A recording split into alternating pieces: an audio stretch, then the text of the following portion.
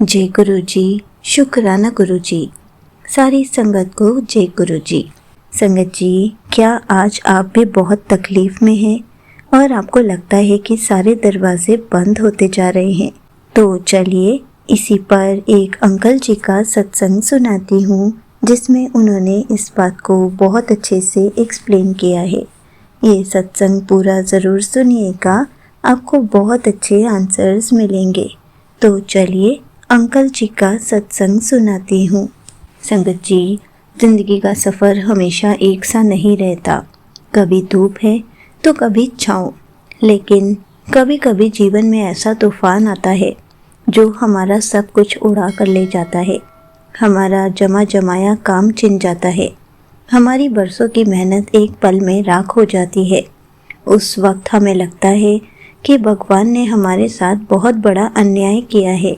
हम टूट जाते हैं, रोते हैं और अपने जीवन से हार मान लेते हैं।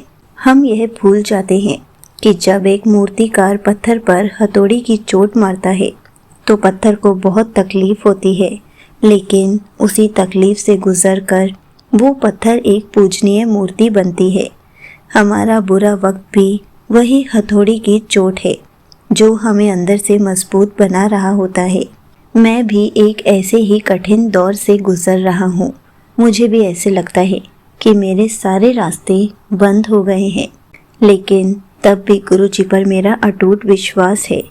मैंने कई सालों की दिन रात की मेहनत के बाद अपना एक बहुत अच्छा व्यापार खड़ा किया था।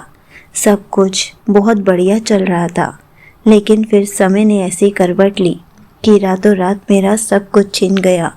बाजार में अचानक मंदी आई और मेरे पार्टनर ने मेरे साथ ऐसा धोखा किया कि एकदम से मैं सड़क पर आ गया। करोड़ों का कर्जा चढ़ गया, मेरी फैक्ट्री बंद हो गई और नौबत यहाँ तक आई कि मैंने अपना घर गिरवी रख दिया। संगत जी, जिस इंसान ने अपना पूरा साम्राज्य अपने हाथों से खड़ा किया हो, जब वो उसे अपनी आंखों के सामने उजड़ता दिखता है तो उसकी रूह कांप जाती है। मैं पूरी तरह से डिप्रेशन में जा रहा था। मैं सारा दिन एक अंधेरे कमरे में बैठा रहता और रोता रहता। गुरुजी के स्वरूप के सामने हमेशा कहता, गुरुजी, क्या यही मेरी भक्ति का सिला है? मैंने तो कभी किसी का बुरा नहीं किया, फिर मेरा सब क्यों छिन गया? मुझे इतनी तकलीफ क्यों मिल रही है? एक दिन मेरी हालत इतनी खराब हो गई कि मैंने अपनी ज़िंदगी ख़त्म करने का सोच लिया। मैं उसी हताशा में गुरुजी के बड़े मंदिर आखिरी बार दर्शन करने पहुंचा।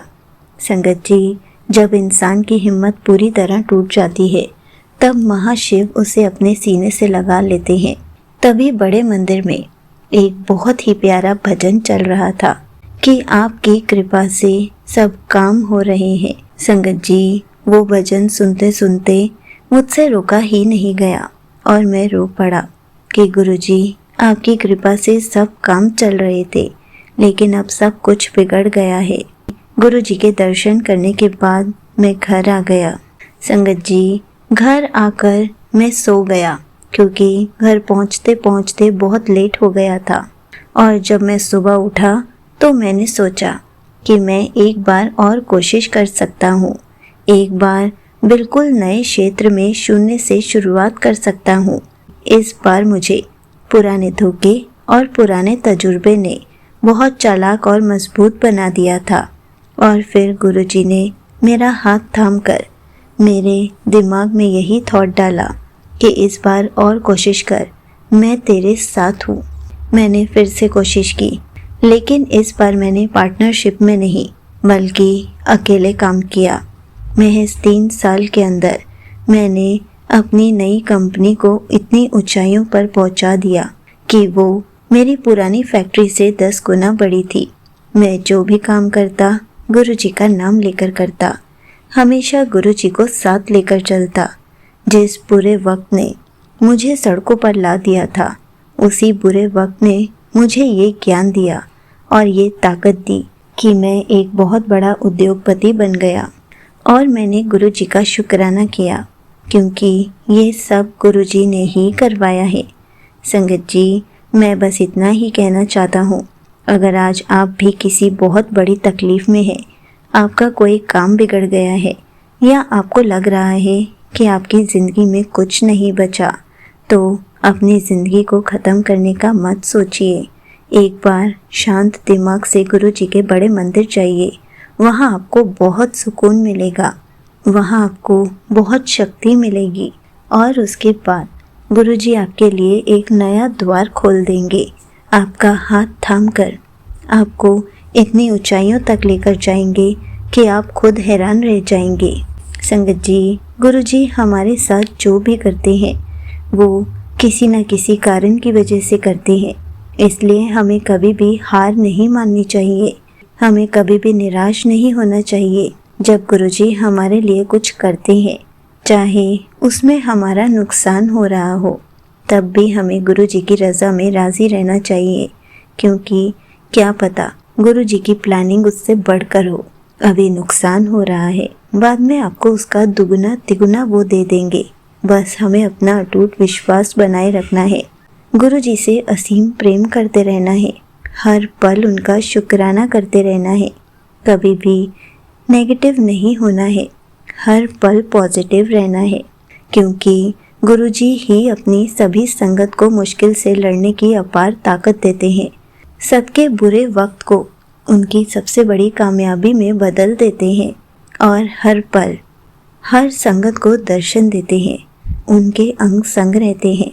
इसलिए हर पल गुरु जी का शुक्राना करते रहिए, हर पल उनका सिमरन करते रहिए।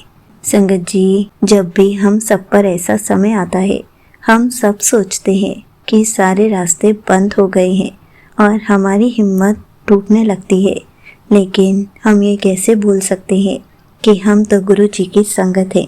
गुरु जी ने हमारा हाथ थामा हुआ है, तो हमारा कभी नुकसान हो ही नहीं सकता।